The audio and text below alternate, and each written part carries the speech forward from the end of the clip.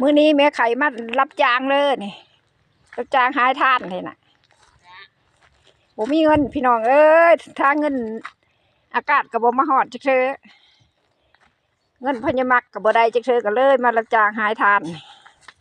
ชอบ1-2,000กีบ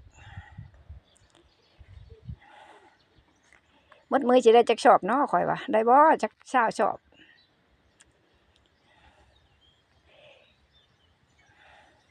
มาเด้อผู้ใดจะได้ทานมาเด้อชอบ1-2,000กีบคอยเป็นผู้หายให้ยัดทานใส่กระสอบก็ใหญ่เด้น่ะบากใหญ่ใหญ่เลย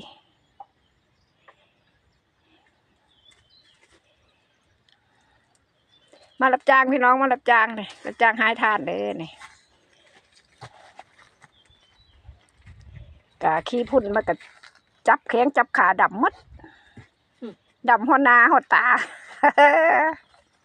มุมเมาเด้อพี่น้องเด้อรับจ้างถ้าเงินพญามักกับอันมาบ่ฮอดจักเทื่อเนาะพญามักก็ได้จักได้